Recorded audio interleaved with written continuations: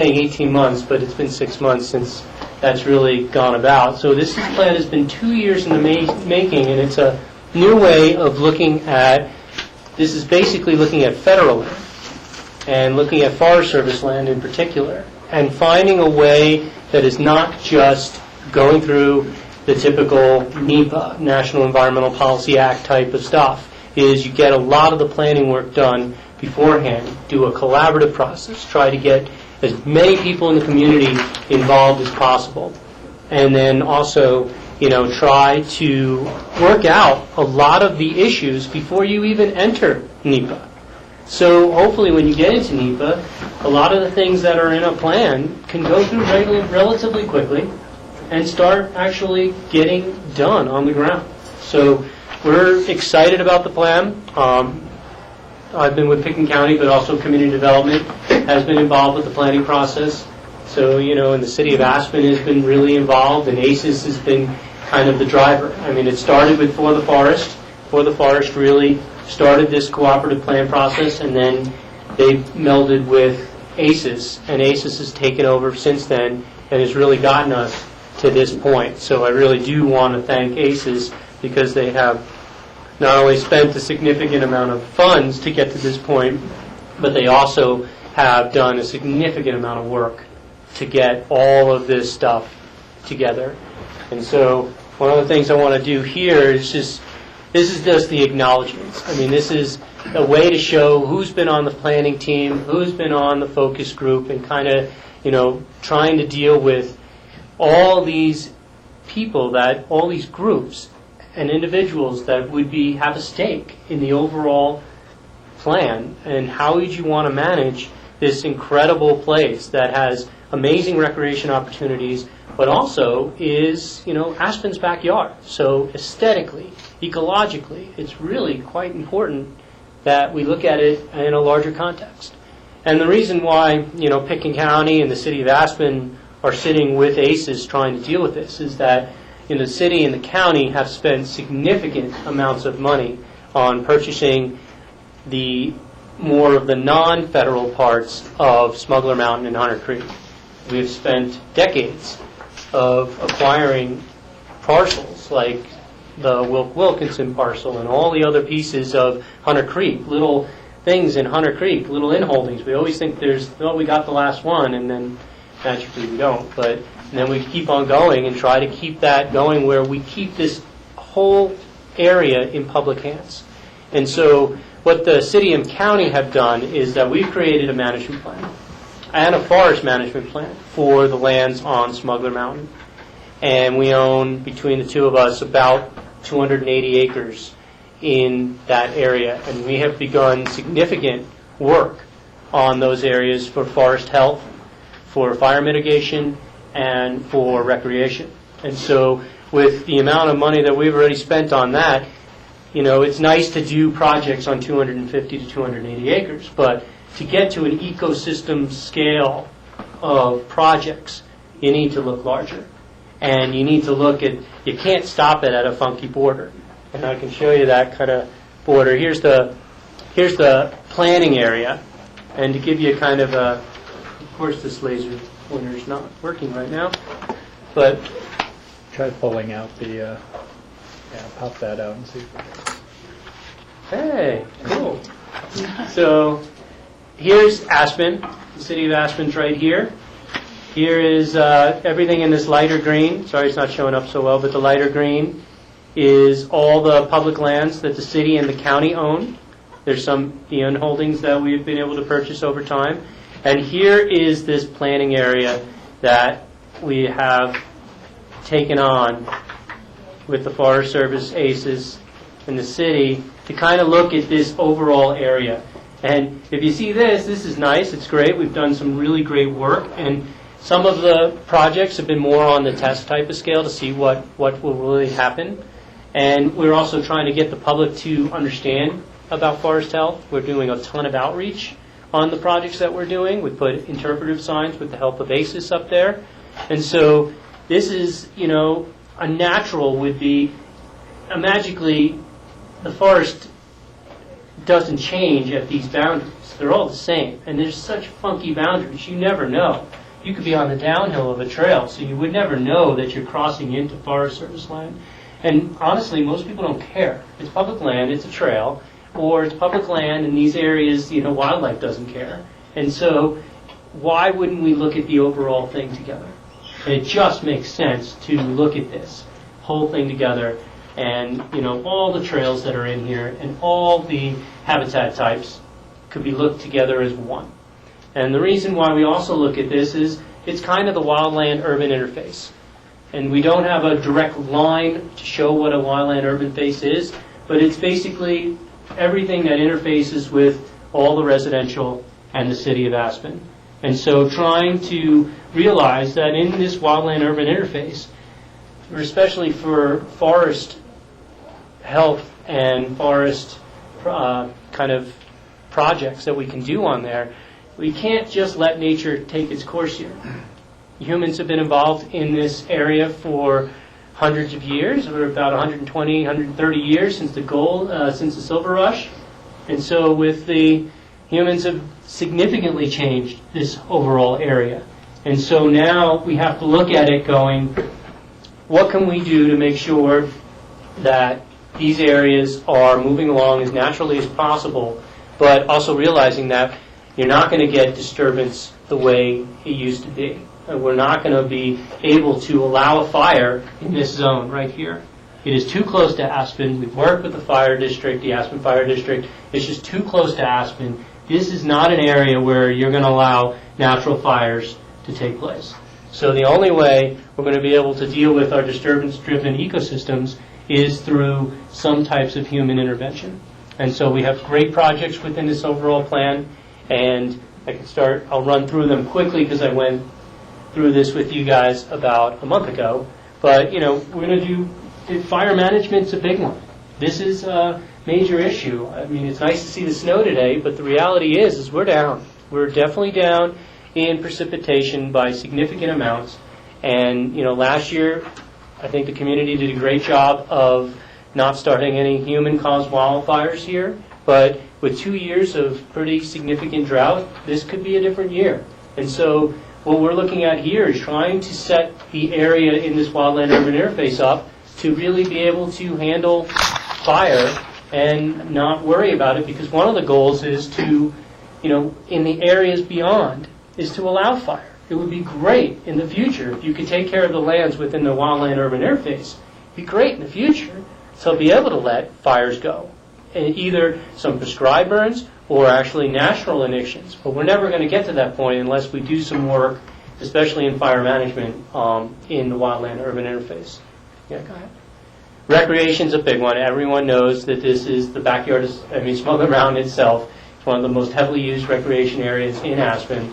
And so, we should be planning this together. The Forest Service and the county and the city should be planning this all together. The trails don't end at each other's boundaries, and so it should be signed consistently, and it should be signed well for people back there, and the trails should be maintained well. A lot of the trails are fall line trails now. They have significant erosion on them. We should be planning trails better. We know how to do it better. We just got to go out there and make it happen, and that's one of the parts of this recreation plan, is not necessarily to increase the amount of trails, but is to make all the trails better. If you have higher quality trails, you don't need 2,700 trails, because if you have a very high quality system, people really love those trails, and they won't avoid a fall line trail. They'll actually use a very well built trail. So there's trails now that don't get used a ton, and those could be, we're putting in the plan to do that, to do some of that. Forest health and vegetation, this is just a natural, what we're doing on Smuggler Mountain open space right now. This would just expand that. And, basically it's one of those things where the Forest Service, would love to be able to do some more projects in the backside. And now we don't have to stop at boundaries. And then we can work together too, because we have already budgeted a significant amount of money to be able to deal with this. And so we can work together, and you bring a partner like ACES into the deal, and there's a whole other funding stream that can make these projects happen. And it's just once you have the plan, we have found that we can start finding the funds to make this stuff happen. Next.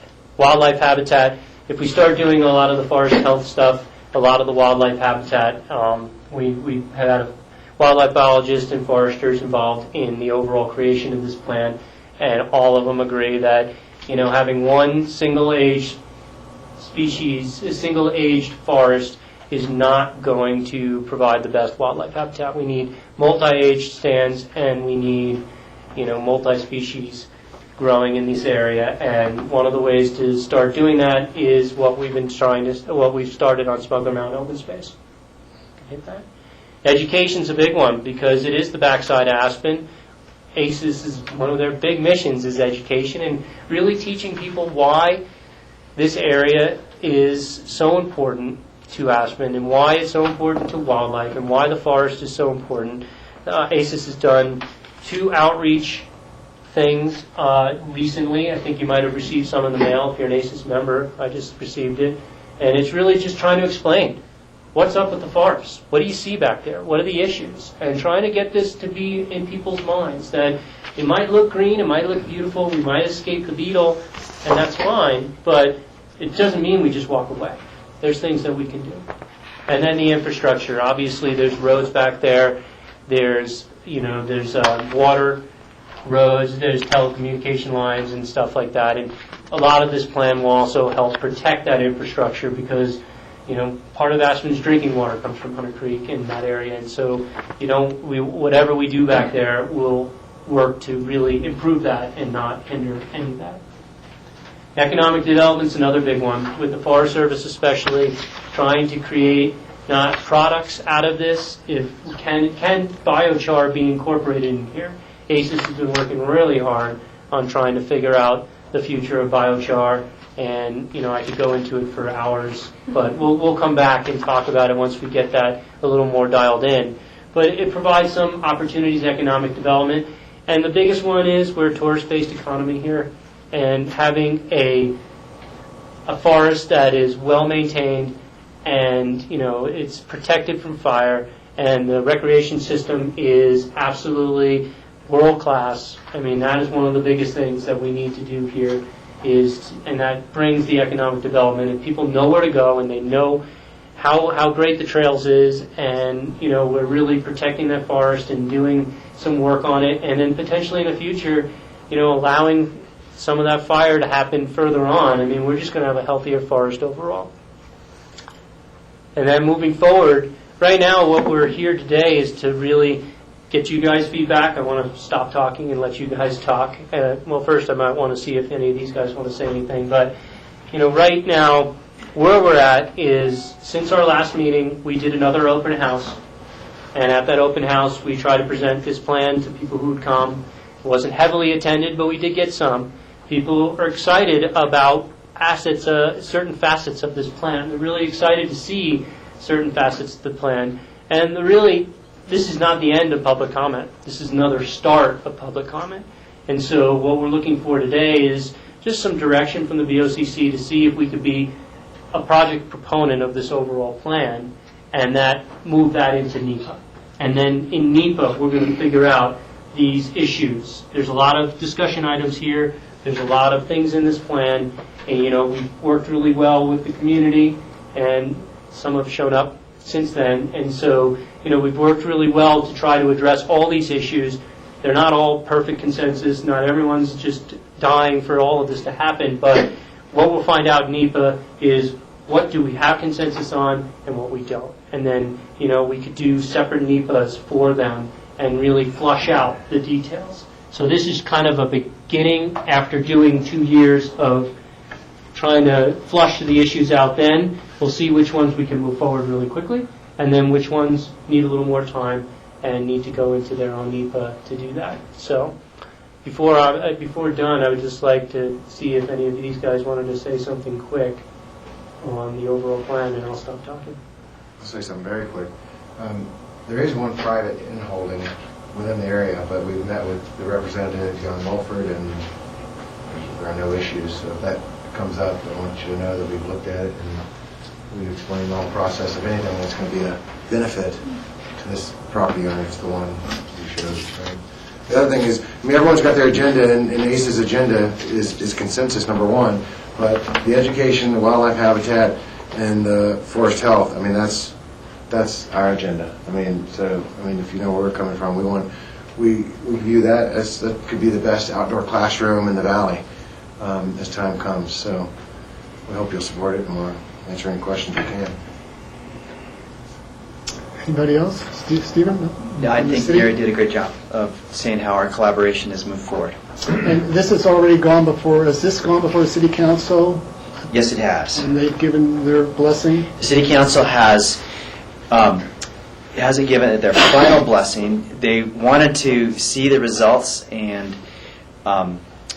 feedback from that workshop that Gary described, and so they just wanted to make sure one more final check-in with the public and post no significant comments. They were ready to move forward as well. So we'll be preparing a memorandum for the city council, and they'll be signing on as a project proponent to the project.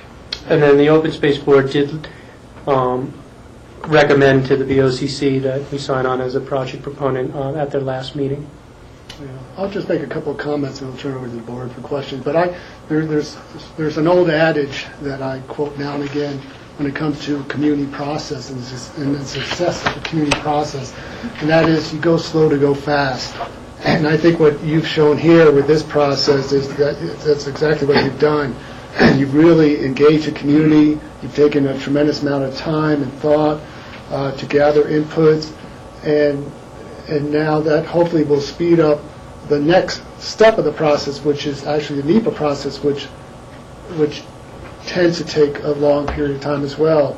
But hopefully we've already gained certain consensus around certain items and ideas in this master plan. So as we move through NEPA, that should hopefully move that process through quicker, and then come back to try to finalize that plan.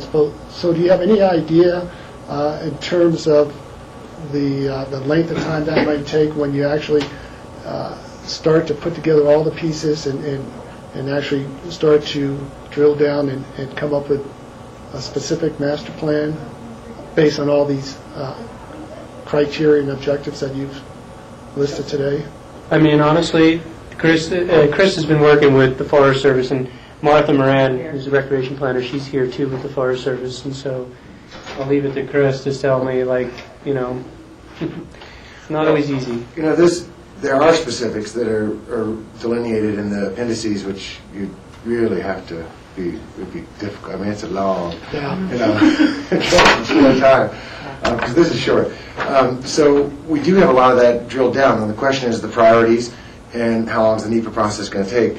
And I don't want to say it because I'm going to jinx it, but we're very optimistic that this will move fairly rapidly compared to anything else because of the process that we've gone through, because the Forest Service has already, we got the MOU drafted, the Notice of Proposed Actions drafted, we need city and county proponent signatures, and this will go out for a 30-day comment period. Is that right, Martha? 45. 45-day, and then and that's when we'll start, the rubber will hit the road at that point. We hope before 2013 is over, we could actually begin work. That's our hope. And I understand from the Forest Service that one of the goals in terms of trying to get agreement from the city and the county now is to not lose a whole season in the NEPA process. Yes. Martha Moran, Forest Service Recreation Planner, and I just wanted to share that Scott Fitzwilliams, the Forest Supervisor, and Scott Snelson, they wanted, to share that this partnership, this collaborative process, working so hard on the left-hand side of the NEPA triangle, they truly believe that this is like one of the #1 things in the whole White River National Forest program of work to move forward. And by moving forward, we hope to have results right on the ground soon with some of the trail projects, for example, I've been working on. And I know that they really are very thankful for ACES and the city and the county for helping get us moving on this and having this prism to move forward. And it's all integrated with our forest plan as well as our travel plan. That's one of the key things for us is the travel plan has just, recently finished, and we're ready to move with a model project of this collaborative project and move it and make this NEPA hopefully move fast. So that's, everybody's kind of in agreement, and we've got this template to move forward and go to the public. Great, thank you. I'll open up to the board for questions, comments. Rachel? Yeah, thank you. As I said at the other presentation, this is really great work, and it's kind of right in my backyard because I live over at Hunter Creek. But I'm wondering, and I know we're calling it a cooperative plan, but do we apply for, or do we have, like, is there a formal cooperating agency status with Pickens County and the Forest Service? Not right now. Not right now. No, right, because, we haven't done an MOU or anything like that yet, because honestly, right now, we're not proposing to do any work with the Forest Service on this. We're doing it in collaboration. So if we end up, hopefully, if we can do a forest project this year, is we already have funding and projects that we have approved in our plan ready to go, and if that could be moved to the Forest Service too, and ACES has some funding, or we find grant funding, that's the cooperation. We usually do MOUs or an IGA or something like that when we're going to put money there. We'll see in the future. We might need to go that way, but not right now. Yeah, the existing MOU that I referenced is between the Forest Service and ACES.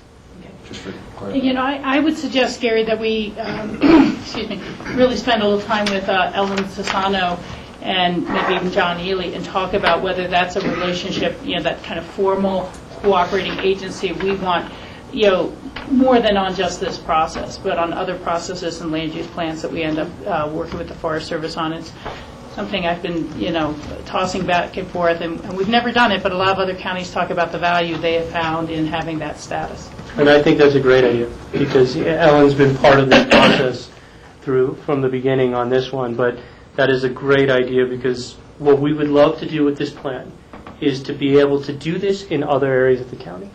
And if this works, then I think that idea, we need to formalize that type of agreement. Well, first of all, I'd like to commend you for everybody who worked on this collaborative effort. You put together a really good project here, and I think you probably have sped up the NEPA process considerably by the work that's already been done. In looking through, and I just looked through the main document, I didn't look through the appendices at all, but there were a couple of things that I thought should be elaborated on more in this main document. One has to do with noxious weeds. They are mentioned in terms of where land is disturbed, there might be outbreaks of noxious weeds. When I was on the Weed Advisory Board and when Crystal Yates White was here, we actually did weed tours up into Hunter Creek Valley because there were lots of species present, and it was a good place to show people what different weeds look like. And I haven't been up there since we did those weed walks, but I'm sure the weeds are still there. There's not even a paragraph mentioning noxious weed control for the ones that are present on the ground already, and I think that should be addressed. Another thing that's just mentioned briefly is the conflict between the Hidden Gems wilderness designation proposed by the Wilderness Workshop and the Balcony Trail conflict.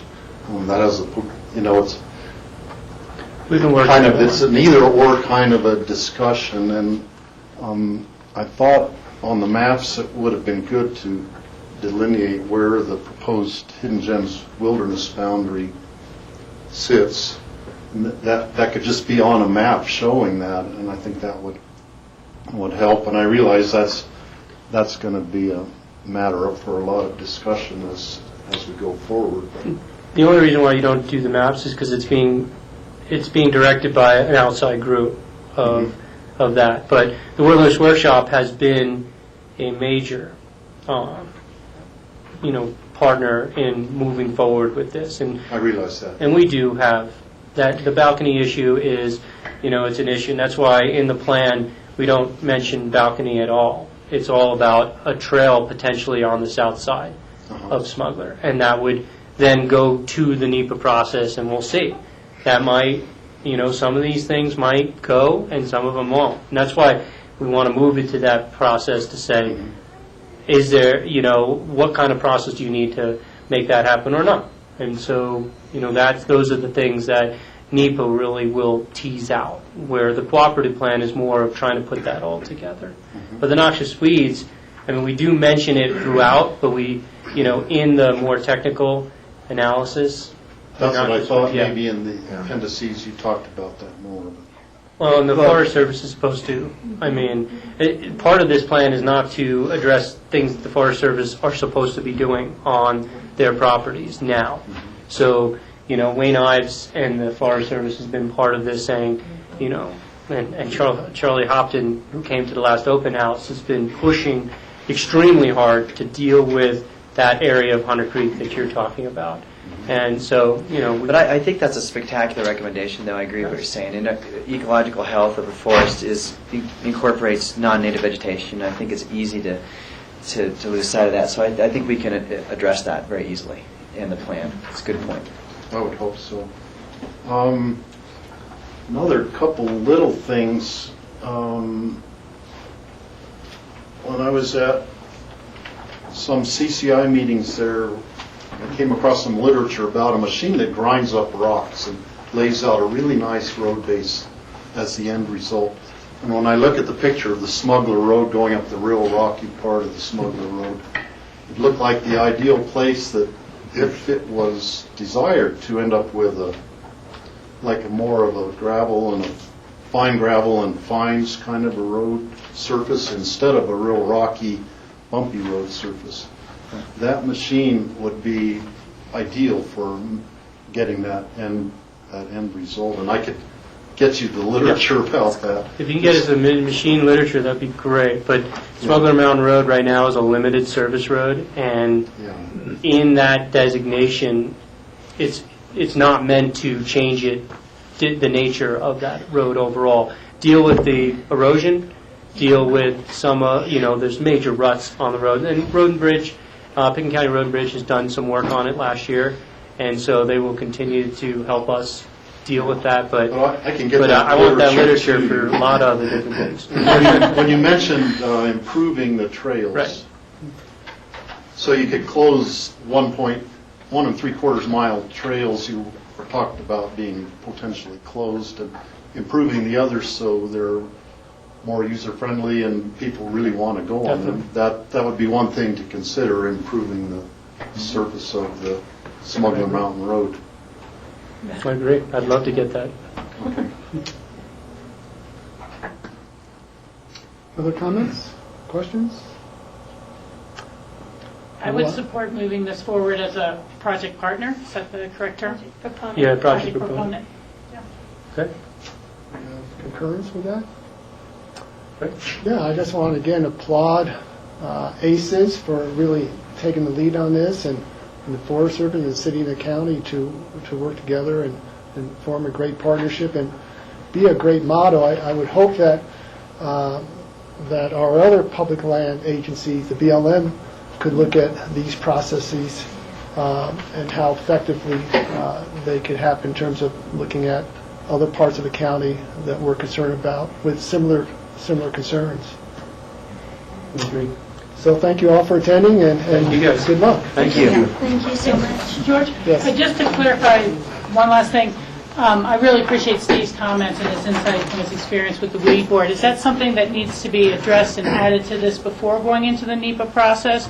Or is it something that would be, addressed during the NEPA process, just, as we're putting our name on as project proponents? I'm just kind of wondering. In the I think we can. proposed action, Yeah. correct? Yeah. Within the NEPA process, and there's several ways to do that, but it is addressed. I mean, it is addressed in several areas, probably not to the extent that you're thinking, and we can address it through the NEPA process. And there's a way, and I'm forgetting the term. It's the Jamie. refinement of the proposed action. Yes, which would be one way to do that, to get it in there. This would keep the process a little more consistent if we did it that way. Yeah, and I think that would be the best way to do, is to do a refinement and just kind of add that in, because it's something that we should. It's Yeah, it's, I don't think it's a It's controversial point. and it won't be a controversial thing at all. Most people have significantly agreed that we need to manage it. We've just been so focused on, they're going to manage it, but I think we'll put it in there. Yeah, because I don't want to slow up the entry into the process Right. to wait and rewrite another chapter or sections, but on the other hand, I want to make sure it's fully addressed. And we have heard you, and we will address it in the refinement. Yeah. We'll get it in there. Great. Well, thank you so much, folks. No, I think I'm okay.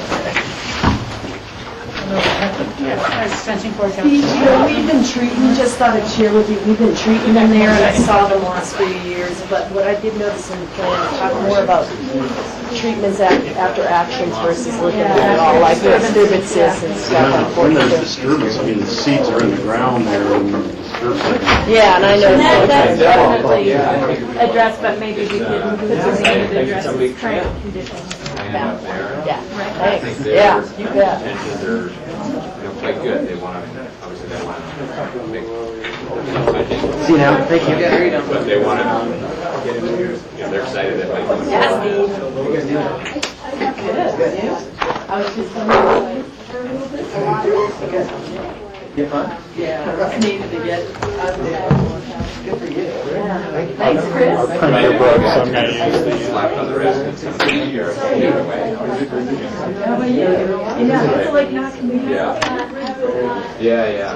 Last night. We tried to get it last night. Well, anyways, I'm looking forward to working more. Yeah, cool. It's fine.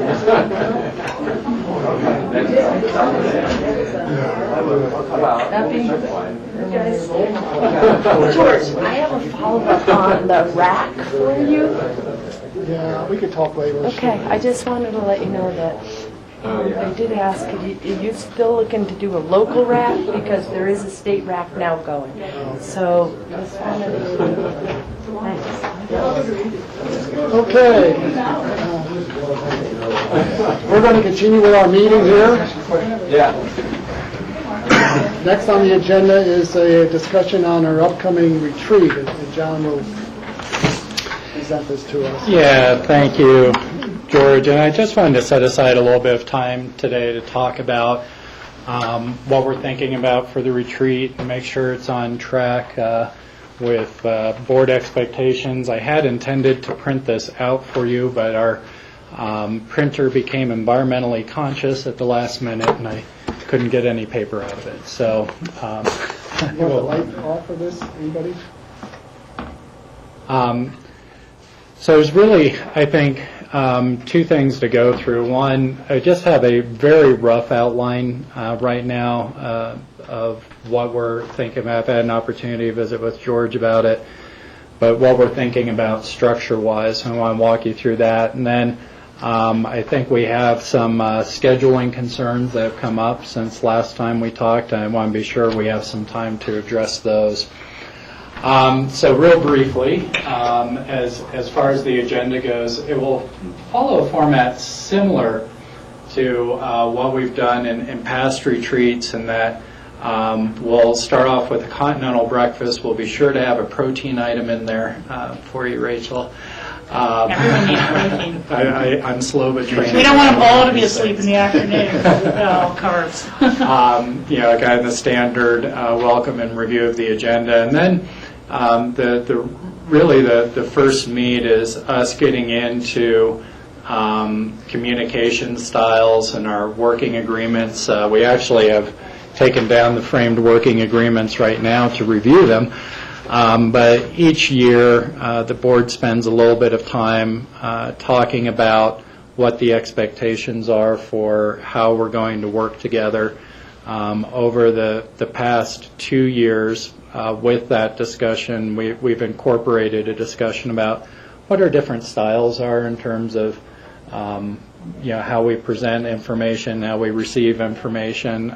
This year, we'd be looking at it as a how does the board look as a team this year to try and flesh out areas where we probably are stronger in our communications as well as areas where we need to pay attention to that, where we might have some challenges and such. But that would really make up the morning. What I'm proposing is that makes up the bulk of the morning of our first day. We then have a break, and we request section leaders to join. And then in the past, we've done an exercise called Plus Delta, which is really just looking at 2012 and what do we think went well, what do we think were challenges. We still want to have that discussion, but I think we want to couch it more in a state of the county, kind of looking back over the past couple years as we're emerging from the recession. What have been some of our accomplishments? Where did we come from? Look back at the past 2 years of retreats, at least, that I've been part of with you, to look at what did we identify as our challenges, and what areas are we doing well in, and where are we still challenged, and have that discussion with the board and section leaders. We have that scheduled right now, 10:45 to noon. We have a lunch scheduled at noon with the section leaders. If necessary, if this discussion is robust and still going on, we can continue that into lunch, or if we feel like we fleshed out those issues, we can take a much-needed break. The next thing then is a little bit different. I'm having some technical difficulties here. So it's really to spend the afternoon talking about community trends. Last year we did this with a bunch of statistics in front of us, and this year what we're thinking about is something a little bit different, and that is to take, we have 3 core focus areas in our strategic plan. And what we'd like to do, or what we'd like to work on doing here, is identifying 1 or 2 speakers from the community that represent other organizations that are significantly influential in those 3 core focus areas, and invite them to come in and talk to us a little bit about what are the major trends that they see affecting their organizations or their line of business or responsibility within the community over the next 5 to 10 years, so that we can get a sense of what some of our major community partners. We have not identified those folks yet, and I'd invite the board members, if you have some ideas, to shoot me an email so that we can maybe vet some of those, but to try and set up a little bit of a discussion so that we have an idea what some of our major partners or other leaders in the community are seeing as trends that we may want to be paying attention to as we go through our year and set our direction. Does that make sense? We need to flesh that out some more. That part makes sense to me. The only thing I'd like to make sure is that we don't get too Aspen-centric with our speakers. Certainly some element of Aspen, but, there's so often that, everyone talks about the business community in Aspen or this in Aspen, and I want to make sure we're including, a perspective that really is all of Pickens County and is not, somewhat more directed perhaps towards the city council plate and their issues and things under their control than ours. So that would be my only footnote. That's a great comment, yeah. And it'll be a challenge because obviously we have a limited amount of time and there's going to be more interesting speakers to choose from than time, I think. So we'll have a challenge in setting that portion up. But I just want, again, for you to get a sense of what we're thinking. And then to close out the day with observations of the day and adjourn by 4:30. We then had anticipated using, a half day. And our thought for that day is to come back, again, continental breakfast, welcome and review of the agenda, but to really have a discussion then, particularly with the board members and section leaders and other electeds, about, so what did we hear from the community trends? And then talking a little bit about, so these are the priorities we've, got established right now and what we're working on. Did we hear anything that would cause us to look at changing our emphasis? Something we should be emphasizing more, something we should be de-emphasizing. One of the important things about this retreat is that I think we set a pretty aggressive agenda of new items at our last retreat with the 6 goal areas on top of our day-to-day work and improvement that we're trying to do. And a lot of those are maturing as we, have discussions and build partnerships and that sort of thing. We'll talk about that in the first day. But we may want to make some tweaks either in those areas or just have the perspective as we move on in our day-to-day work and considerations of decisions about what's happening in other parts of the community. But what I would say is if we're going to add stuff on, we're probably going to also need to have the discussion about what we de-emphasize to make sure we're balancing staff time and such. But really that whole half day is dedicated towards, so what did we hear the previous day, and are we still comfortable that we've got the right priorities and allocations? So that's what we're thinking of structure-wise. And while we still have a lot of detail to fill in, just wanted to get comments from the board if you think we're headed in the right direction, if this sounds like an interesting day and a half to you, or if we need to go back to the drawing board. Michael? Can we go back to the first page? Yeah. The last year I had the integration of the section leaders and the commissioners. I thought was a little awkward, quite frankly, and because the commissioners tend to be separate from those section leaders in a way that's doesn't make for, I don't know how to really put it, but I'm just not as comfortable about integrating the section leaders with the commissioners. There's something that doesn't quite work there. It didn't work for me last year at all, for whatever reasons. I don't mind having them there to listen to our discussion, because this is either our retreat or it's a county retreat, and I sort of feel possessive about having our retreat. Having section leaders listen to us discuss, that's fine. And certainly coming the next day after having listened to our community leaders, then having a much more broad discussion with the section leaders, sort of at the final aspect, rather than initially. I mean, that's just my feeling, because I really feel this is our retreat to begin with. The section leaders can be present, but the discussion has to be our discussion, our efforts, and then at the sort of wrap up to have the section leaders integrated into that conversation. Into the conversation. And really the only place right now I think where there would be that integrated discussion would be at the state of the county, the perspectives on 2012, and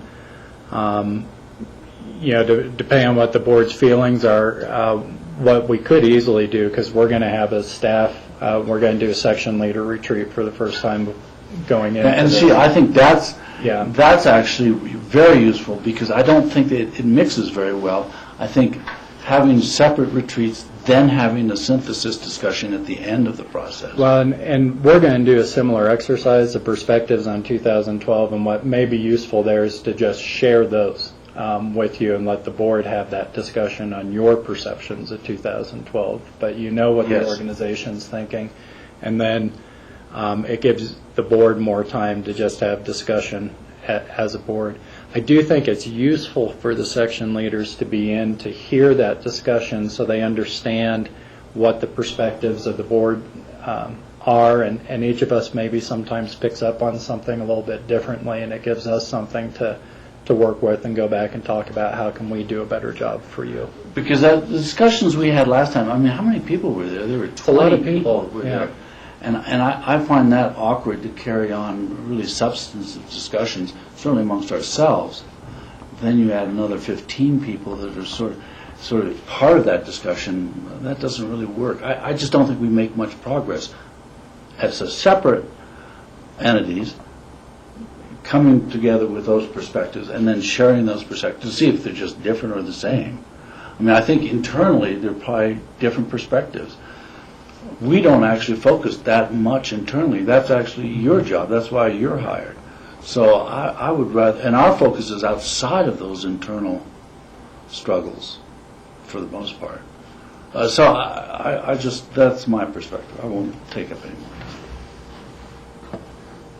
Rachel? You know, I think I understand somewhat of Michael's saying, and then on the other hand, I kind of feel I don't know anyone who is closer to community trends than our staff, who are often on the front lines of things. And, you know, if it's done in such a way that perhaps both the I'm concerned about this a little differently. Like if we receive the staff perspectives on 2012 before we've put our own perspectives out there in 2012, I think it begins to influence what you say or think. I mean, I wouldn't mind looking at them after the fact, but that's sort of what I'm saying. Yeah, well, I mean, particularly for that one section, and then, but the discussion of community trends, perhaps if there was a bit of a write-up from the department heads or section leaders rather. On what they see as the community trends, and we can review that while we have our discussion of it, that'd be helpful. But I don't want to have a discussion of community trends with just the five of us and our manager and people like that, because it seems like, again, and maybe I'm thinking primarily of like human services or the sheriff's office, but they're the ones who see the trends more so than we do. And I think that,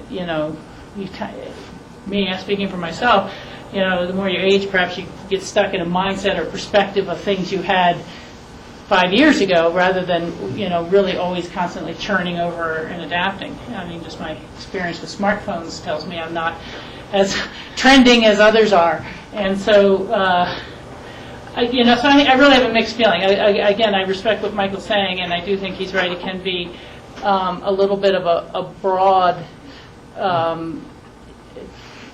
discussion, and I'm trying to think about whether it would make sense to do a break somewhere, rather than discussion of community trends and then continued discussion of community trends. Maybe we should do community trends from 1 to 3, have the break, and ask section leaders to come in at the 3 o'clock and be there from 3 to 5 or something like that, so we can share what we find mutually informative about community trends. I just don't know. I'm kind of dealing with it, but I think there's a lot of support and strength there by working with our partners. Well, at least my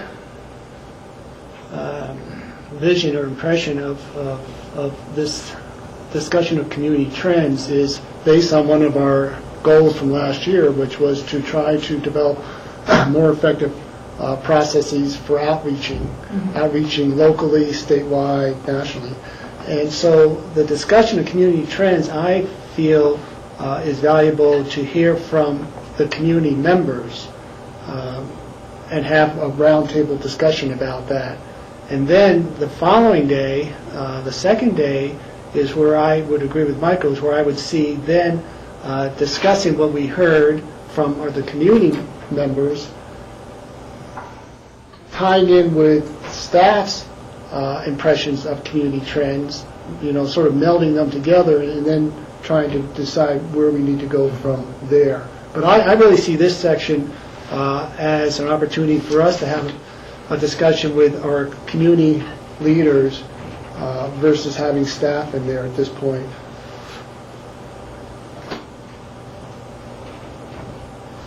I'll go either way, your chair. I mean, we're going to get to the end result is in terms of getting feedback from our section leaders when we try to, again, meld all this information together. I've got a couple of ideas. I do think if we're going to have some folks coming in and talking, there's going to be value to both staff and the board in hearing what's said from community leaders, because we don't necessarily have that exposure either. Well, I certainly wouldn't exclude that. I think that's true. I Right. think we need to have them there, but I was worried about 20 people discussing this. Right, and so here's a suggestion, which would be, what if we took this 10:45 to 12 as a board exercise on the state of the county? Invite section leaders in for lunch, and then we can share kind of what we came up with and do a little bit of a comparison between the board and where the staff came out, and see if there's anything. I mean, if our perspectives are wildly different, there's something we need to bookmark for discussion there. I suspect that we'll still find a lot of the same things, I hope.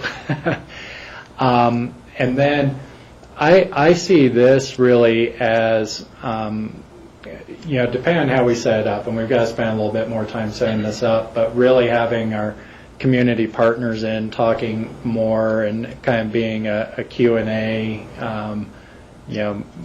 discussion. We can have the board lead that, with staff being more in a observing kind of role, and then bring our discussion back to the second day, where, again, I think if we give the board some time initially up front to kind of express what you heard, and then close out with a more general discussion so we can hear, what staff's perspectives were from what they heard on the trends and such too. Does that make some sense? So you're getting time then as a board to really focus on each other, but also to hear a little bit about how the organization was hearing what was going on. Does that kind of meld everyone's thoughts? Okay, we'll keep working on it. Obviously, this is an early draft, so we have some time to keep massaging this. The other item to discuss is we had originally scheduled this, as is indicated on this draft agenda, for February 26th and 27th, which were dates that we thought were going to work for everyone at the time. I think since then, Rachel, you've been... if you'd like, when we were first looking at dates, I was holding on to Friday, the 22nd of February, in case I was elected again to the traveling committee with public lands with CCI, and they were saving that date to go over all the resolutions as a group that were going to come from the national forum, and so that we could develop a Colorado position or talk things through and find substitute language, whatever. Last Friday, I guess I'm happy to report that I was elected to be vice chair of the Public Lands Subcommittee of CCI, so it really wasn't just getting back on the public lands, it was a little bit of a step up, and I'm really looking forward to that challenge. Joanne Martin from Garfield County is the chair, and we're going to try and get together in between some of these meetings and see how we can best work on these issues with sometimes different points of view and representing different points of view on them. The long shot is, though, that CCI told me when I was down there on Friday that they are no longer saving the 22nd for that review of the resolutions and positions that we'll be taking nationally with the Forest Service, with transportation, with all sorts of programs. Instead, they're going to have it from 1 to 4 on Tuesday, the 26th. And it got really awkward to think about my first meeting as vice chair and either trying to do it by phone in or not being available. And so I had suggested to John that perhaps we could see if the group, us, still have that Friday, the 22nd open, and basically flip-flop those days and have the main retreat day on Friday the 22nd, and then have the follow-up meeting on the morning of Monday the 25th. and then Tuesday would be a day off for you guys. How does that work for you guys? Michael, Steve? Well, the beauty part of this schedule is that they're on regular scheduled days, and a work session day and a regular session day. So that's sort of how I frame my work schedule. So, I mean, I'd rather go to the 19th and the 20th, or something of that nature, or the 12th and the 13th, I guess, is I think our staff is having their retreat on the 14th, and that's kind of why we were looking towards the end of the month, so that they'd have enough time to write up their notes and prepare things after their retreat to get ready for our retreat. I know. Then the following March, in March, I guess, the 5th and well, I guess is the 6th a regular meeting? Yeah, no. The 13th is a regular. The 12th and the 13th would work. I will be in Washington, D.C. that week. Yeah, what are your dates in Washington, Rachel? I will be leaving on the 1st, and I was thinking about returning and being back for the regular meeting on the 13th. So I would put out that, if necessary, I think we could make the 19th and 20th work if that works for the board, and move the work session items from the 19th to the 26th. Does that make sense? Mm-hmm. And staff will have to be quick, and if our notes aren't as well vetted as maybe sometimes they were, hopefully you'll give us some leeway on that. But that gives you a number of days for They go quick, though, Yeah. Michael. got a weekend. well, Monday's a holiday, the President's Day, so you'd Yeah. have one work day after that, and then our retreat the very following. And I do need to check and see with our facilitator if she's available on the 19th and 20th. I had checked on the 22nd, and she was available. Yeah. Do you want to shoot in an email and see if she might be at her computer? 19th, the morning of the 20th. Steve? I was wondering about the 25th and 26th, and I don't know if we want to meet at 8:30 on a Monday morning, if people would be ready to... Again, I won't Get be here. going. I will not be here the 26th. Yeah. Oh, the 25th you won't be here, okay. 26th. 26th. 26th. Yeah, which is the current day we had scheduled. Well, if we were meeting just in the morning, though. I'm going to drive down there and then drive back that day. Okay. So it's going to be a long day. I mean, I have a lot of commitments, and I apologize for that. I have... So your meeting's not I'm used to phone. groups often meeting on weekends on retreats to avoid the regular week schedule, frankly. So Rachel, your meeting's an in-person meeting in Denver, not a teleconference? Yeah, I just don't think that much... Okay. You heard it, how that happens. And people can't hear what's being said. They can't get in a timely fashion.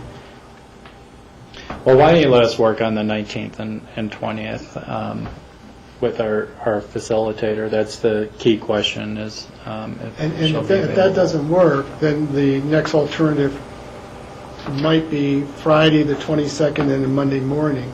And I would be comfortable doing that. We would have Tuesday off.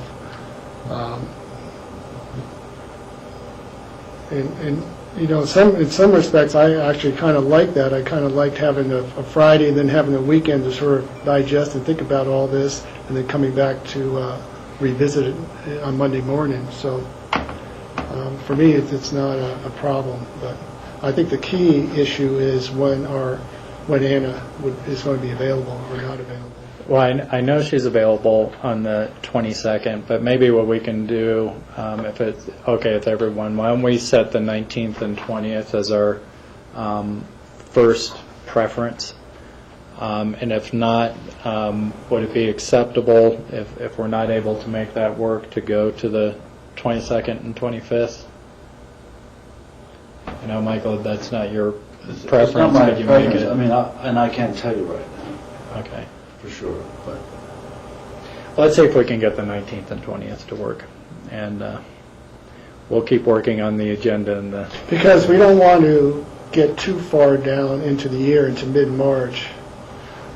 Well, my concern with moving it up too much, too, is making sure we're giving enough lead time for folks to come in and talk to us. So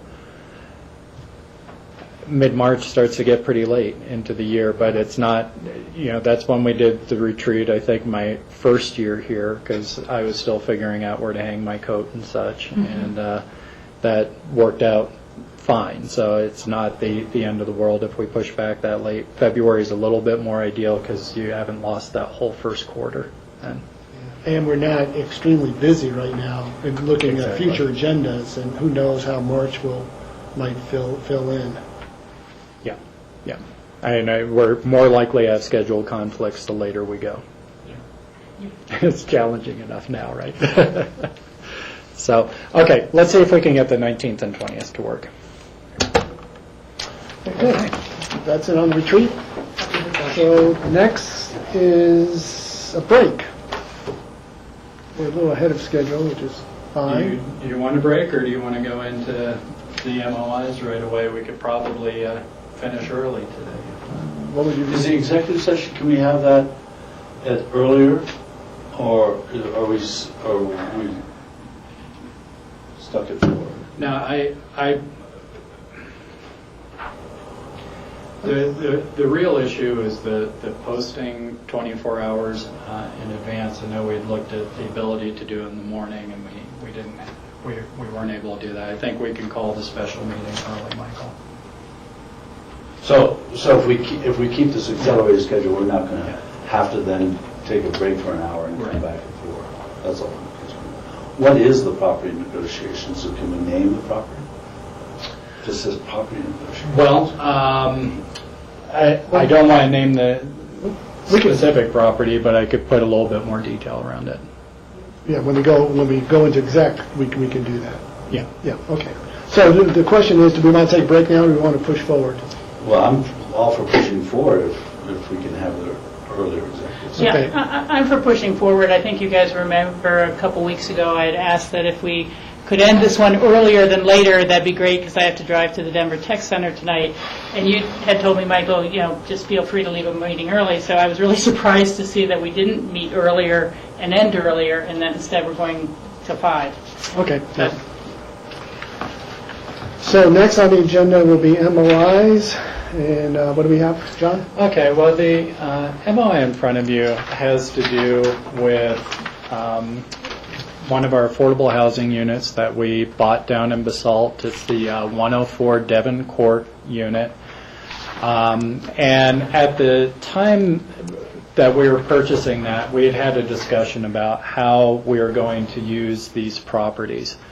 And particularly with the 104 Devon Court, staff had initially recommended, mostly because of the favorable purchase price, not necessarily consideration of the size of the unit and such, a lower category 1, potentially rental, and we had put that out. The board at that time had said that you wanted to have another discussion before that unit was turned over to be put into AFSHA's rental pool to make sure we were considering whether that was the right category or not. And so the MOI before you right now lays out 2 scenarios that I'll explain here in just a second of what the cash flows and such comparisons look like for this 104 Devon Court unit as a category 1 or 2 rental. And I think you'll be able to see if you go up, it just becomes more favorable. Before getting into this, just so you know, we're finishing up some of the work and such that was part of the inspection review, so we're anticipating that the unit will be ready to turn over. We're hoping next week. It should be within a week to 10 days. AFSHA has toured the property. They're excited to put it into rental and are just awaiting some guidance from us as far as what the categories are going to be. So attached to your memo are two analyses, and I just want to, I've shown these to you once before, but I would not be surprised if you did not remember all the details. So what this is it's an analysis of what the net cash flows of the units are, and there's three things that are compared. One is, what if we didn't buy this property and we just had the money sitting in our investment accounts being invested by Tom Oken? What would the net cash flows be? The other item that I'll talk about then is, well, let's compare that to what the net cash flows, and I'll explain how we got there in just a second, but what the net cash flows of rent minus all the things I would take away from that, maintenance, property management, inflation, so on and so forth, and property value increases would net the county. And then the third thing we show is just what the net cash flows of rent are. We make a lot of assumptions on the sheet. You know, you can see the size of the unit and our purchase price as well as incidental costs to bring it, to prepare it for rental. Then ongoing monthly costs or negatives out of our cash flow. We have HOA fees. These are the actual HOA fees at Elk Run.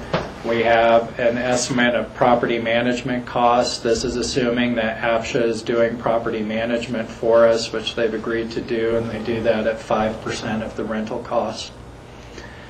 Then depreciation and maintenance is basically a calculation based on a total replacement value based on the purchase price. So we've calculated that out at $206 a month. Obviously, you don't necessarily have that going out every month, but that will allow us to build up some capital reserves if we need a new roof in the future, furnace, or what have you. Then in the cash flow model, you have an estimated rental increase, estimated annual real estate value increase, estimated inflation, and a assumption on vacancy rate. How much of the time in any given year would we expect that we don't have a unit filled with a renter that we're in transition? The other assumptions that are made in the calculations are the investment interest rates. The first 5 years come right out of the 5-year plan from our budget and our financial advisory board. We then have a rate for the out years, and that is truly a guess at this point. We'll adjust it as we know more. And then you have the estimated monthly rent. In this case, it's a Category 2. We're at the top of the Category 2 rental range at $1,292. You will note in the model it does assume that the HOA fees are being paid by the county under the APSHA guidelines. We have the discretion whether we want to add that onto the rent or absorb that. We've modeled this and are suggesting absorbing it. I will share that Rob did send me an email on his vacation to say he thought that we should be adding that on to the rent. So just so you all know. So with all those assumptions, what does it tell us? We have this very complicated spreadsheet that brings out this graph. And here's what this graph tells us. Is cumulatively over 5 years, our net present value of rental income minus all the expenses, we net out about $36,000. When you add in property value increases, with the devaluation of inflation, that goes up to $47,000. If we had just invested that same amount of money, under our current assumptions, we'd have $23,000. And the reason that this kind of graph is important is it gives you an idea of what the actual cash flow subsidy is at this category rental. Does that make sense? And you could look at it, I think, either from the actual cash flow of rent, or because we aren't not deed restricting the unit, we still have it as a fungible asset of the county's the cash flow plus any value increases of the asset should the county decide to dispose of those in the future. And so what you can see is as a Category 2 rental, with the county absorbing the HOA fees, in essence, throughout a 20-year period, the net value of cash flows from rent and property value increases are actually greater than if we had just invested. So we actually have a minimal subsidy going in. Now, the public benefit is that these units would rent at a higher rate. So by putting them into lower categories, we are providing a subsidy to working families who qualify for that category. But in terms of the tax dollars, we're actually also returning more money or value potentially back into our housing fund. Now, if you just look at it as a straight cash flow, which is just the rental incomes minus all the expenses, that's only true for the first 10 years, and then you start to see that there's also a small subsidy going in the out years. The reason we suggested Category 2 is that we know that for the first 10 years, even at the Category 2 rental rate, we are actually have an overall financial benefit recirculating back in to the housing fund. The Housing Summit data that we reviewed this summer indicated that our biggest holes were in those Category 1, 2, and a little bit less so 3 rental and purchase units, quite frankly. And so we felt that we were both meeting a community need and definitely within the first 10 years making a fiscally responsible decision for the fund. And so that's how we ended up at Category 2. For comparison, that analysis looks different when you go to a Category 1, and I think this was part of the board's concern, where you can see immediately, you have both the community subsidy in terms of providing a lower rental rate, plus you've got a significant subsidy coming out of the fund. What are the salary requirements, maximum income for Category 2? I had those in my hand, but I can probably pull them up real quick. Because then it goes to perhaps one of Rob's questions or concerns in terms of what we should be charging, and we know what the norm is in terms of a percentage of one's budget that tends to go towards rentals. How does that fit in terms of what we're charging, and if we should add the HOA dues or not into that equation? Let me just see if I've got that handy here.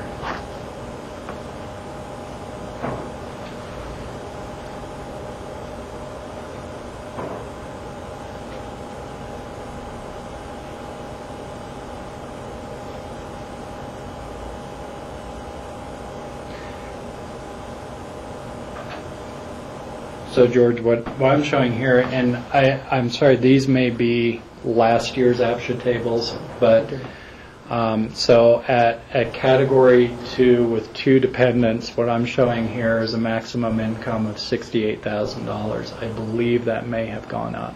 Okay, so around 68. Does that sound right to you? And then if we use what sort of a norm? 25, 30%, 28% of one's? I think it's around 30%, but people can go from 28 to 32. So even so, if we use 30% of that for housing,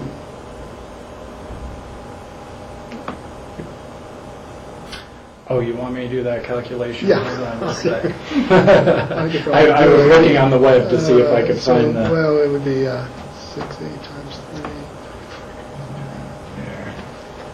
3. You're at So about it's about 20,000. 20,400, Yeah. and then you, Divide that by 12.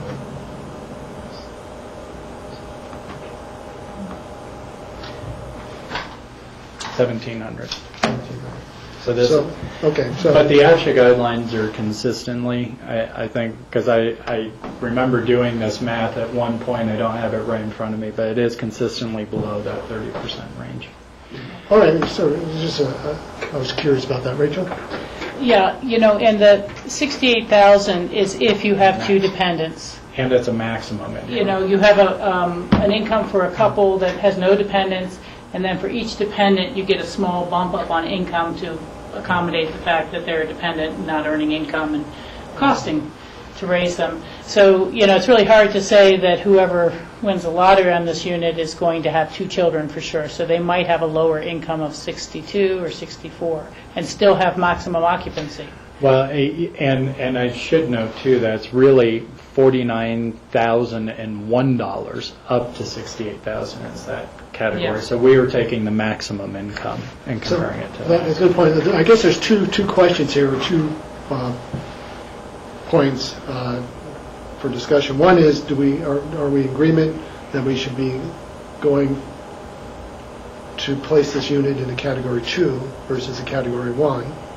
I guess that's the first decision point. I'd say yes, category 2. I'm fine with that. So Category 2. Looks like Category 2, I wish we had 20 of them that we could have that kind of a cash flow return. Okay, so Category 2, that's one direction that you wanted, correct? And then did you want direction at this point in terms of rental, or is that something that we can use as sort of a moving target depending on? Well, unless we were deed restricting it and reselling it, and so that was a decision I think the board had made previously that we were going to hold on to these assets and offer them to the community as rentals, and then we could adjust our portfolio in the future as we obtain more units. It may be that we want to return some of these back into the market in the future once we have a better sense of what our needs are. So our intention right now is to purchase and offer them all as rentals. No, I understand that. Oh, I'm sorry. I guess my question is, are you looking for direction in terms of what that monthly rental should be? Well, I guess, this is all at the board's discretion, and so our recommendation based on the size and quality of the unit is to offer it at the top of the range, but for the county to be responsible for the HOA fees. So there are no surprises there in the future. I was kind of thinking of splitting the baby in half, frankly, and saying we'll cover half of the HOA and include half. And I'm just, we're all scrambling here without a calculator, but that would put the rent at $1,427 if we split it, and they're contributing half towards the HOA, and we are at the other half. And then I think that's running roughly around $17,000 a year, 17 something. And so if it was someone at that lower level of $49,000, it would be higher than a third. And if it was someone who was up at the $68,000, it would be lower than a third. But And then does that rent also include utilities, or? No, it doesn't. So in this case, the HOA doesn't cover utilities, so that's going to cover your common area maintenance and... It includes trash and sewer, Oh, it does include those. some, but it does not include heat It doesn't or include your- electricity. or phone. Or phone, Yeah, and I or- do not know if that 30% average is housing costs includes that as well. And then do we have any idea, or can we get some idea in terms of, even though it's not exactly apples to apples, but what a similar unit may be rented for now down in that area? Well, Just so we know we're not way above or way below, hopefully not. yeah, I mean, the ranges that we heard, I believe through our broker, was $1,800 to $1,900. Okay, all right. So no, we're definitely, because our concern was that we're providing a community benefit in setting the category also. I would, I like Rachel's idea in terms of splitting the HOA. I think that still falls within that percentage. Yeah, I mean, I could go back and forth with the numbers. The calculation you've done here is wonderful, and it's one set of way of looking at it, particularly the cash flow return on the investment and things like that. The other side is kind of the numbers we don't have of income. What is 30%? What are utilities average? Because, you brought up utilities, this sort of thing. Well, what if they end up being, $150, $200 a month? And this is, to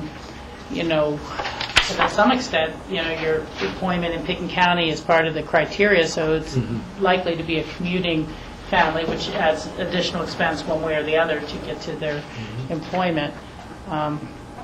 Well, and remember, you're not locking this decision in for a 20-year period. That's the beauty of this, is we can really, as we get into this, we can learn more about what the challenges are and what's working, what the market needs, and what will bear. So, we'll have a renter at some point. That renter is going to move on. We'll have another opportunity to, look at what is the right category and what's the right mix. So you don't need to feel like you're locking this in permanently. I think what we're trying to do is get a sense of how do we want to offer this to the community initially.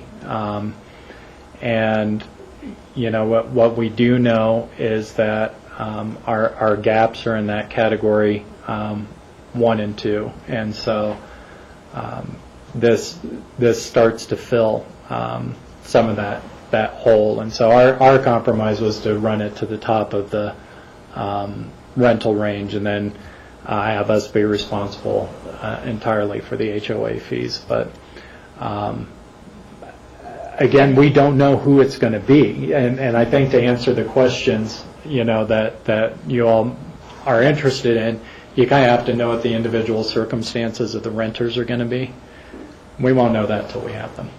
But on the other side of the coin is, wouldn't that potential renter need to know what their expectations will be? Oh yeah. So I mean, I think if it's perfectly reasonable for us to go out, if that's the board's direction, and say let's rent it at the $1,200 plus half of the HOA fees.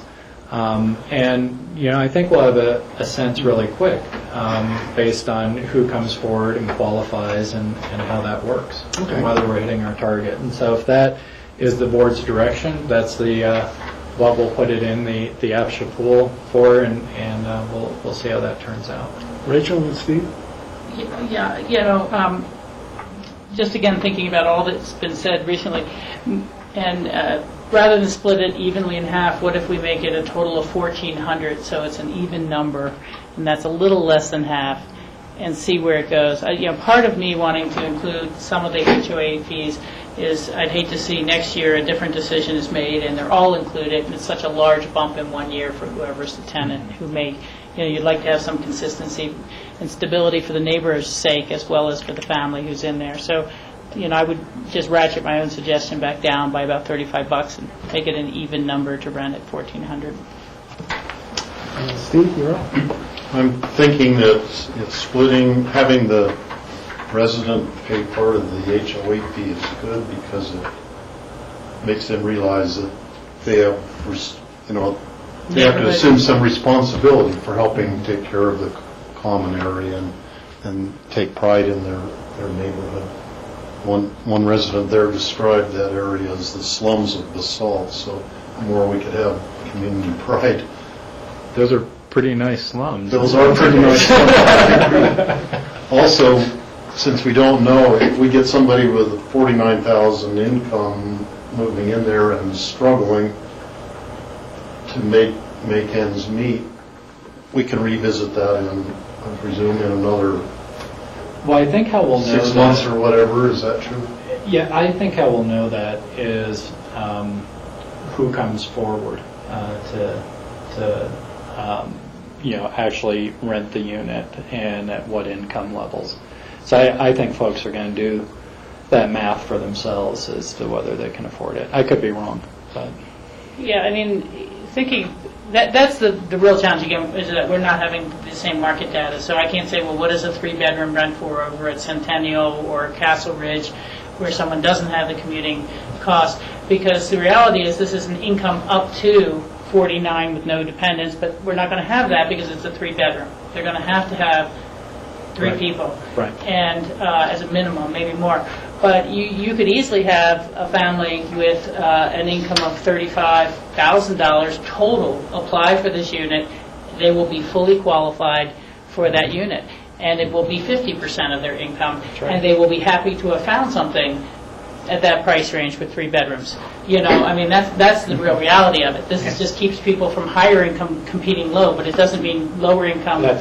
And that was exactly our logic in absorbing the whole HOA fee, because we understood that the major gaps were in categories 1 and 2. So you'll have some Category 1 families applying for this? Potentially. Potentially. I would think, yeah.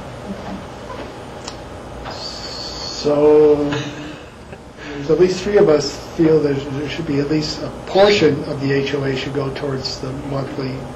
And so Rachel suggested 1,400. Yeah. Steve, Michael? Okay. Okay. We'll go with the 1,400. Thank you.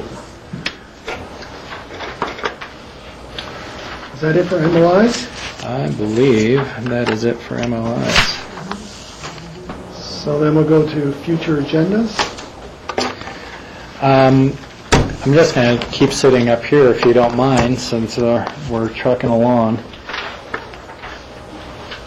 Future agendas, we actually had a little bit of a hiccup on our end on the Woody Creek Metro District. You may recall we were trying to get that scheduled for this Tuesday.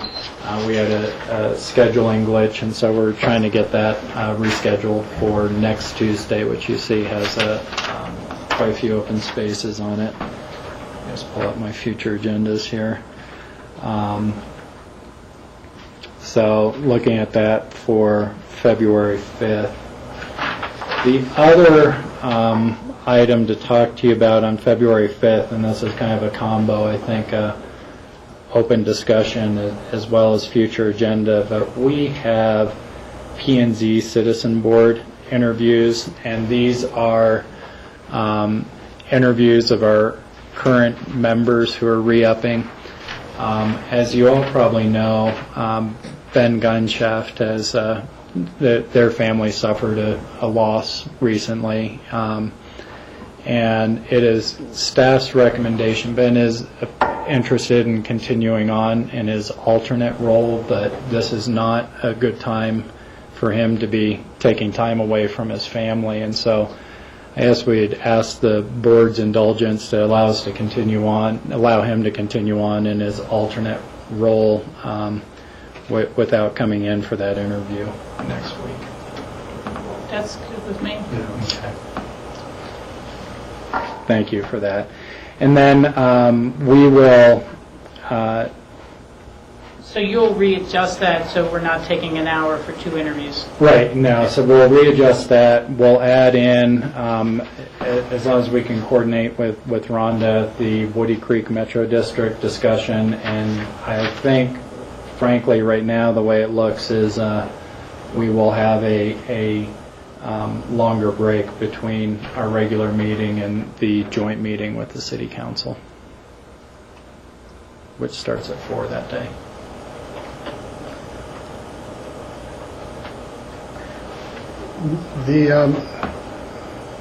Now that we're tentatively looking at moving our retreat date to February 19th, which opens up February 26th, we just need to flip-flop those, so that ends up working out in that way.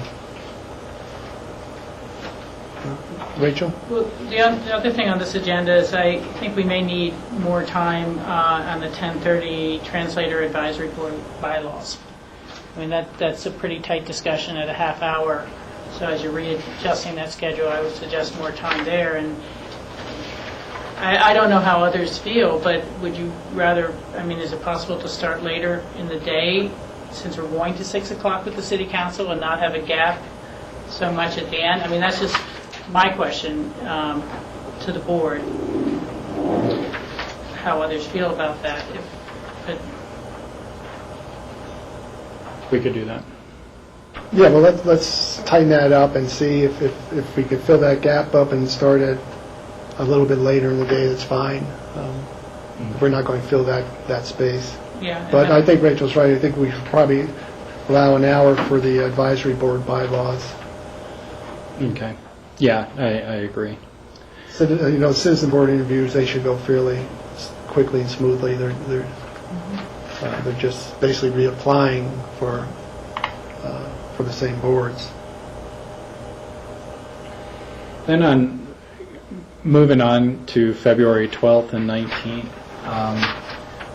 I need to work with Dale a little bit on the Rio Grande Trail Connection recommendations. Right now we have an hour on both of those days separated by a week. I think the thinking there is to do a presentation and then let the materials settle in and then come back for discussion. I'm not so sure it wouldn't be better to schedule a larger block of time in one day for that discussion. So we'll be looking at that, and that may be changing in the future agendas. And then other than that, we've got our retreat dates that we're going to have to move around. There's quite a few. That probably the most challenging is going to be looking at the moving the Board of Health meeting and making sure we can coordinate all those schedules. So we'll start working on that as a result of today's retreat discussion. They could just go the following week, if possible, Right. the 19th. Not the 19th. Potentially, yeah. Okay. Other questions on future agendas? Okay, great. Open discussion. You have anything, John? Yeah, I've got a few things for you. And unfortunately, Rob isn't here. He'd asked the question about the Aspen Valley Medical Foundation and its relationship to the homeless shelter.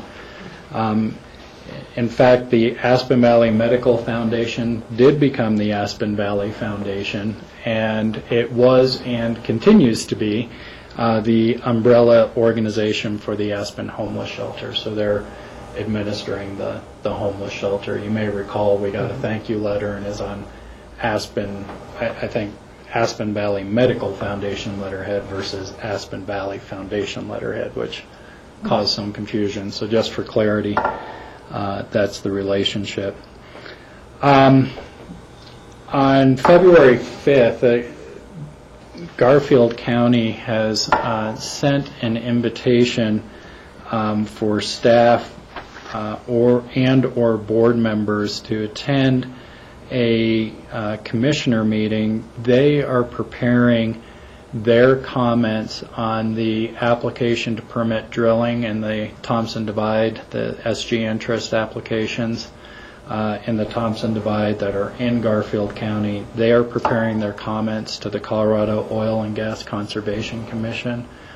They've invited us to attend that meeting and make comments or share our thoughts on that, as particularly I believe some of the routes to access those drilling sites are both in Garfield and Pickens County. So they've extended that invitation. I think Ellen's gone. I do know Ellen Sassano is planning on attending from staff.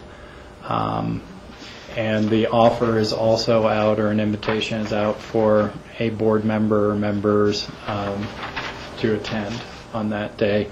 What I do not have right now is the time. What day was it?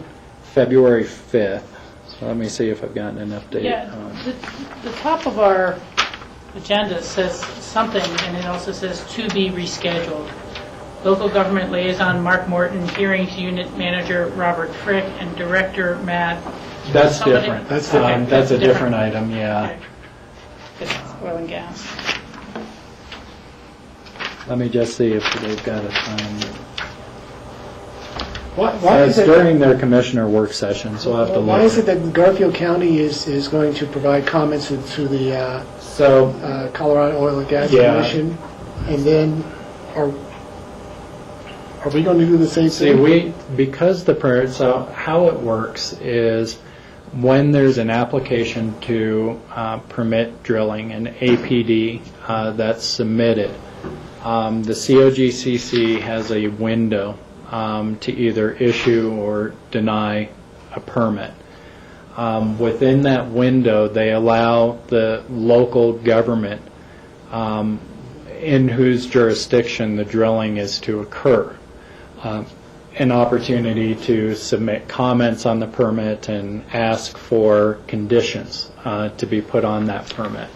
So formally, Garfield County is the jurisdiction that has the ability to ask for conditions. We do not, because the APD is not in Pitkin County. We could submit comments, but they would be more meaningful if Garfield County had agreed to those comments and requested conditions because of the way the process works. And so they did invite us down to have that discussion. Okay, so we'll have to find out the time. Yeah, it's during the regular work session on February 5th, so we'll have to see when that is. I suspect they start in the morning, similar to what we do, probably 9 or 10. So again, that's our regular Is there anyone? Yeah, that's a work session regular. day. And then, but we'll definitely have staff going down, and we can always spend some time prior to that with staff in Yeah. terms of making some it'd have to comments. be- Have to be. If that's the day that we were just talking about cleaning up and maybe starting later, I mean, I don't know, but we, at least right now, have a 12 to 2:30 with nothing. That's 2.5 hours, and they're going to, I just don't know if depending on what time they're hearing right. it, whether Right. someone can get down there in the morning from the actual board, but otherwise. Well, I guess, is there anyone that's interested in attending from the board?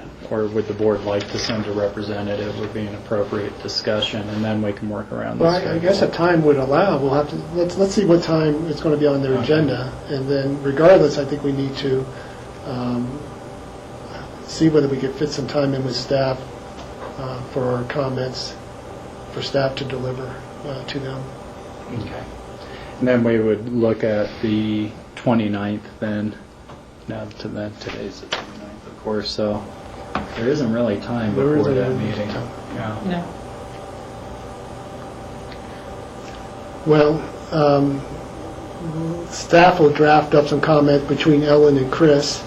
Yeah. I mean, they know Okay. all of our concerns, and then if there's an opportunity for a board member who wants to go down, we can find out when that agenda will be. We will find that You out. can yeah. shoot that out as an email. Okay, last item I've got for your critical discussion. Rachel, do you mind opening up the CCI? Rachel may be better. Anna can do the 19th and 20th. We just got word that Anna can facilitate on the 19th and 20th, so we'll, Oh, great. no more changes. All right. Very nice. That was February, right? Yeah. That was February, yes. No. I just thought I'd check. Okay, and so it's the 19th and the 20th. 20th. Perfect. So what was just handed out to you, and Rachel, I'll ask you to jump in maybe and explain it, but it's issues for NACO, I believe, isn't it? Yeah, the Colorado Counties Incorporated sends out this issue survey. They are due by this Friday. Steve heard this when he was down there last week. And each commissioner sends one in. It's not a collaborative by all of our board. So each commissioner has a chance to pick these. It is very important because those will define the 6 legislative issues that we lobby on in Washington, D.C. on the day that we spend on Capitol Hill. So there's several days of meetings of the steering committees of the NACO and the NACO resolutions and some education and NACO business through Tuesday. And then that Wednesday of that week, the entire Colorado group that goes will have arranged meetings with all the Congress and Senate representatives. Occasionally they have to miss because they get called to the floor for a vote, but we'll be visiting with Scott Tipton, we'll be visiting with Jared Polis, we'll be visiting with Lamborn and Diane DeJet, as well as Mark Udall and Senator Bennett. And so we've talked about this before. In some ways, a big priority is always the PILT and secure rural schools funding, but that's almost likely to get in anyhow because so many people put that at the highest. And then there's other measures in here that, you may not want to see the Colorado delegation doing all of its lobbying on, such as, what was submitted by someone on the roadless areas on public lands. And that's really asking to delist roadless areas and let more multiple use happen on those, or that the Second Amendment one that's in here, that we should be worried about the United Nations armed trade treaties and Agenda 21 and some of those things. So, I think that certainly everyone is welcome and should put in their own top priorities, but there are some that are just basically a flyer that aren't going to get to the top of the list anyhow, and it's a little bit of gamesmanship. It really comes to our advantage as a county when we have 5 votes on this. And just my looking at it, although they're not in order, the top ones I put in would be for the rural broadband as a priority, the TANF, the temporary aid to needy families, and continuing the programs that MAN administers. Right behind that one, that's on the very last page, is workforce investment, and that also relates to employment assistance and building the economy. There are 2 different ones on forest health and forest restoration, and I was going to try to talk to Jenna and see if we can kind of combine those into one bullet point. But the funding for the Forest Service, full funding for Forest Service, forest health activities, very important. And then again, these are just my personal 2, but someone did submit that the federal government should raise the federal gasoline tax so that they can start funding the roads out of gas tax. Right now, it's so underfunded and hasn't been raised in so many years because it's a political hot potato that we're funding transportation out of the general fund of the federal government. And the general fund, of course, we all know is borrowing money to fund itself. So, to get back to a more user-pay system. And then internet sales are always a big topic, whether sticks and bricks stores are competing unfairly with the Amazons of the world, and shouldn't there be the sales tax that supports municipal and county budgets being collected. And then I'm 6, that's where I go with PILT and secure rural schools, because it is an important area. We're not nearly as large a funding for us as for other communities, but it tends to knock some of the other bad ones off the top 6 lobbying. So those are the ones that jumped out at me. But and again, any of these resolutions, you don't have to pick 6. I guess you can pick just your top 3 if only 3 of them seem worth lobbying for. And then some of these, we don't want to waste a vote on if we know they're moving ahead or not moving ahead. So, for example, immigration reform seems to be charging ahead under its own steam.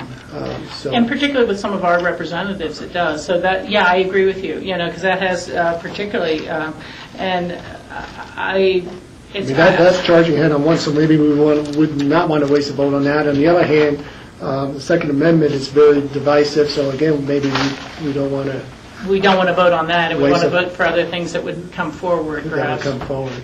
Because that's sort of the strategy we should be looking at. Yeah. And it's impossible to tell. You never know until all the votes are counted.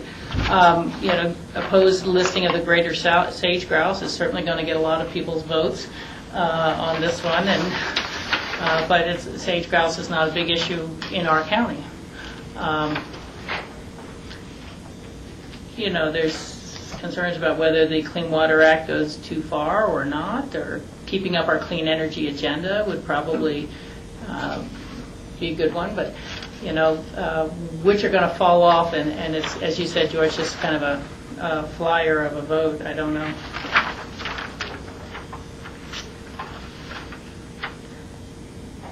The, Older Americans Act, radio requirements, mandates affecting local law enforcement.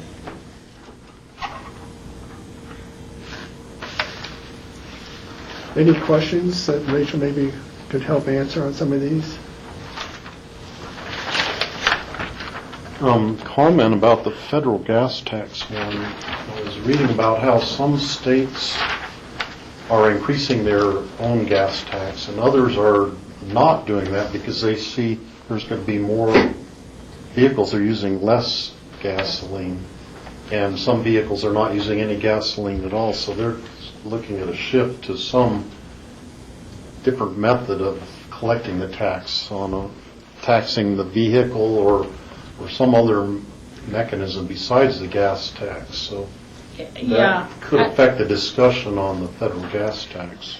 That has been discussed in Colorado as well pretty heavily, but the whole vehicle miles traveled issue is something that people take a lot of concern with the privacy. You know, is this car being tracked and they know where I'm going and now they know how many miles I'm going, whether I'm buying gas or not, and, you know, pay that way. I think we're still going to see a majority of the vehicles on the roads for a long time using gasoline. And I would like to think that they do capture, you know, alternative fuel vehicles as well at some point. But they have just, unfortunately, in D.C., everything's been a continuing resolution on some of these major things. They just barely got a 2-year transportation bill passed, or 18-month, last summer. It was floundering. But I know what you're saying. Where is your contingency, you think, going in terms of the healthcare reform? It's not the contingency. It's all the you know, and so I like that one myself, but I just don't know that it's going to rise to the top. I have a feeling that for some individuals, things like repeal the estate tax is going to be number one. Greater sage grouse is going to be number one, and you know, the Second Amendment is going to be right up there for some folks. And they're great philosophical battles, but I don't know that they're going to affect the day-to-day operations of the Colorado state government or for counties, you know. I think that in a centralist position, temporary assistance for needy families, that's a very important program for us for funding and for our citizens. The PILT, Secure Rural Schools, better funding for the Forest Service. Again, those come up. And then, of course, broadband has been one of our county's priorities as a county priority. And so those four come to the top for me, as I mentioned. But there's good ones here. And the main thing is to have them to Charlotte by Friday so that Charlotte can send them in. And I think John is going to try to talk with Rob by email. Yeah, I'm going to send it by email and try and capture some of our discussion. Do we need to sign these? I think you should put your name and Pitkin County on them. And you know, it's confidential. They just tabulate them all down at CCI and will tell us what the result was, and that's what we speak on behalf of. And is Charlotte back this week? Charlotte will be back, I believe, tomorrow. Okay. So, fill them out? Turn them in. You know, and especially if you're going down Valley, you may want to do that before you leave today if you're not going to be back up in town for Halifax. And Michael, I know last year you told us just to fill it in for you because you weren't so sure about it, but if you...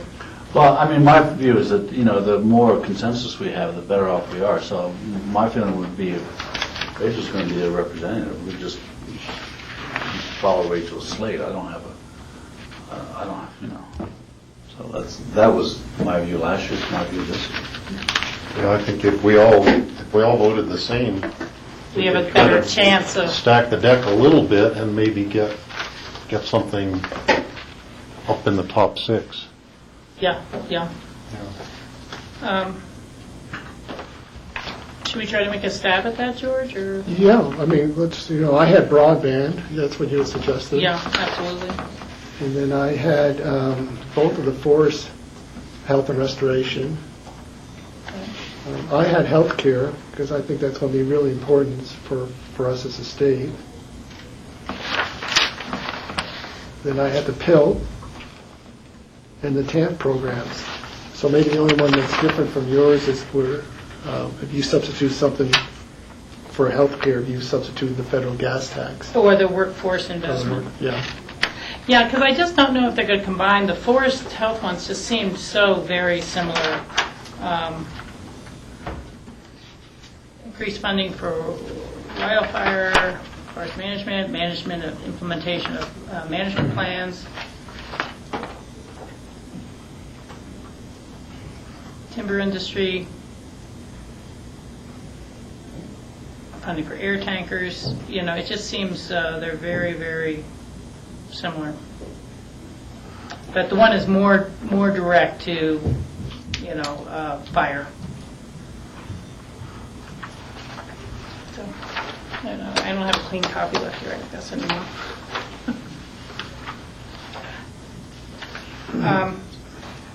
So those are my 6. We're probably pretty close. I'm sure I've got at least 5 of them. Yeah, I know. I don't think we have to be exact, but you're right, as close as we can get to that.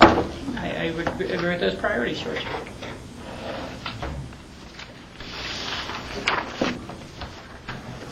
Okay. Moving on. That is all I have at this point for open discussion. I have 2 things. One is, I don't know I think we all received this invitation. I just don't know anything about it. It's kind of interesting. Please find the attached official invitation to the opening of the honorary consulate of the Republic of Lithuania in Aspen. Does anybody know what's going on with that? I just let them know I couldn't attend. I was going to be out of town. I thought it might be a virus email, so I didn't open it. Well, it's not, because I happen to know the person who sent this. Oh, okay. It's a legitimate person. I'll need to dig into that. So then. it sounds like we're going to have a consulate here. An honorary No, I consulate. think there's lots of honorary consulates. Oh, there are? And, yeah, there's the honorary Irish consulate. You know, it's just a, Oh, okay. I wasn't aware of that. yeah. Well, George, I was wondering if it might be kind of an offshoot of the Aspen State Teachers College, a complete, which might be really fun to attend, but since they're having it in the Gondola Plaza area, and it's an outdoor event, it's not like in the Ritz or something, nice indoor place. It would be interesting to find out before going what is going on. We can dig into that. I'm just curious. And the other email I received, I think you all received, was a request to sign on to support a letter to protect the Land and Water Conservation Fund. Yeah, that was from Environment Colorado, and I think it's as individuals, not as a board. Right, exactly. But I found it a little interesting. It says that it's a fund established to protect and expand our national, state, and parks, which I support. The money comes from offshore drilling royalties, not taxes. So then we're supporting wherever offshore drilling occurs, and whether it's in the Arctic Refuge or it's. I thought it was kind of interesting. I don't know that we're supporting it, but where they have leases, you know, that it hasn't been fully funded for quite a while, although Obama has put in his budget to be fully funded. And I think when we were discussing Sudi and some other properties, it's like, well, you know, if they would fully fund the Land and Conservation Fund, there'd be other sources to buy these critical habitats. But it really hasn't been.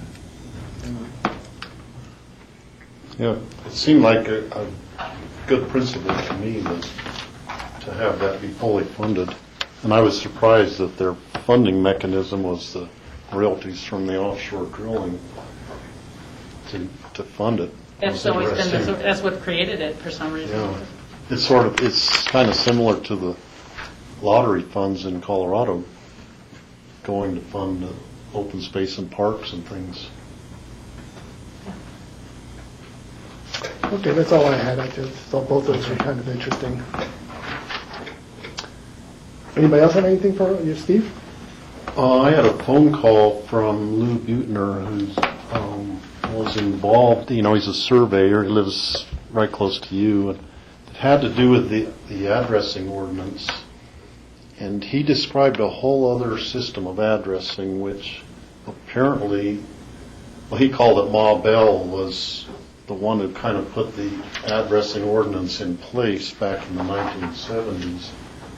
And it seems like it could eliminate some of the confusion in order to get like a fire truck to the right place. And to describe the system, if I use an example like that Hidden Meadows subdivision on Snowmass Creek Road, all of the houses, there are 7 houses off on the little road to the side, and they all have Snowmass Creek addresses, but it's very confusing because the fire truck could be looking around and not being able to find them if they don't know to go across to the other side of the creek there. So the way Lou described the system, all of those houses would have the exact same address, which would be the beginning of the road as it leaves Snowmass Creek Road would be their address. So somebody going by the mileage of the address would go 5.2 miles or whatever up Snowmass Creek Road, and then it's in either the odd or the even, so they would know it's on the left side or the right side. And then you go down that road, and then the houses would be, they'd all have the same first part of the address, like the 5200 Snowmass Creek or whatever. Then it would be -1, -2, -3, -4 would be one way to do it. So you number those 7 houses consecutively, and then a law enforcement person or a delivery truck or whatever would know to go to the 3rd house down that road or whatever. Or he said it could be set up to have it be the distance down that road.